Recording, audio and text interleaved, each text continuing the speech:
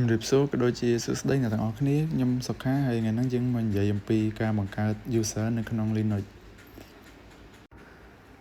ចឹងដំបូងខ្ញុំសូមវាយ HTML សិនដើម្បីឆែកមើលថាតើខ្ញុំនៅ user មួយណាខ្ញុំនៅ user ឈ្មោះសុទៀងហើយបន្ទាប់មកខ្ញុំវាយ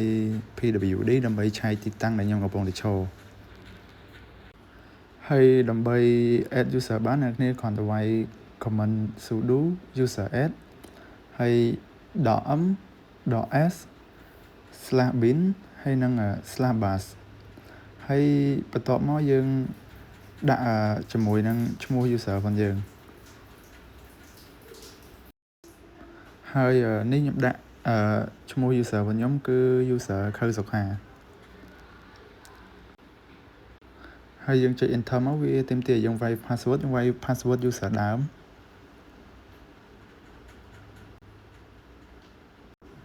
ហើយដើម្បីធ្វើការទៅ login user នឹងបានជាដំបូងយើងត្រូវ assign password ទៅឲ្យ user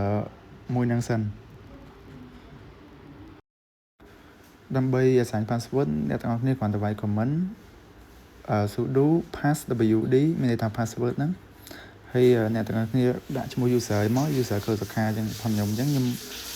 enter មកវាឲ្យយើងវាយអញ្ចឹងឧទាហរណ៍ខ្ញុំដាក់1 2 3ហើយ1 2 3ទៀតមកបាទ enter មកវាចេញថាយើង update password បាន successfully ហើយការបង្កើត user នេះផងដែរដល់ពេលដែលយើងវាយ user add .m .s /bin /bash ហ្នឹងមានន័យថាយើងទៅបង្កើត user shell សម្រាប់ឲ្យ user ហ្នឹងគាត់ login ខ្លួនគាត់អញ្ចឹងណាហើយបន្ទាប់មកយើងធ្វើការ list ទៅលើ user ហ្នឹងមកយើងគ្រាន់តែវាយ ls .l/home មកយើង list មក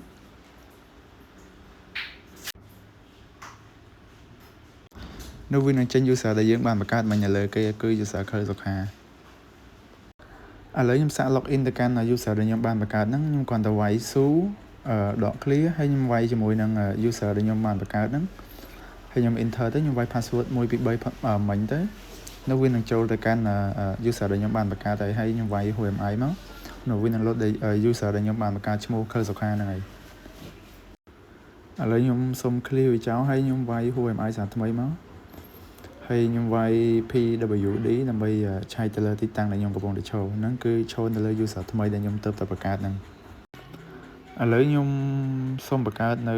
folder មួយខ្ញុំគ្រាន់តែវាយ command mkdir មកហើយខ្ញុំដាក់ឈ្មោះថា support ខៅសុខាអីចឹងទៅវាគ្រាន់តែជាឧទាហរណ៍ហើយខ្ញុំ enter មកហើយខ្ញុំ ls ដើម្បី list វាមើលគឺយើងបាន folder ដែលយើងបានបង្កើតមិញហើយបន្ទាប់មកខ្ញុំគ្រាន់តែវាយ command ថា exit ដើម្បីខ្ញុំ switch មក user ដើមវិញហើយខ្ញុំវាយ HTML មកនេះដើម្បីឆែកមើលថាអានេះគឺយើងនៅ user ដើមវិញហើយដើម្បីឆែកទៅលើ list user ដែលយើងបានបង្កើតហ្នឹងមានន័យថានៅក្នុងម៉ាស៊ីនយើងតើយើងមាន user ប្រមាណយើងវាយគ្រាន់តែវាយថា command cat .clear etc/password មកហើយនឹងវានឹងបង្ហាញនៅ user ដែលយើងបានបង្កើតទាំងអស់នៅក្នុងម៉ាស៊ីនរបស់យើង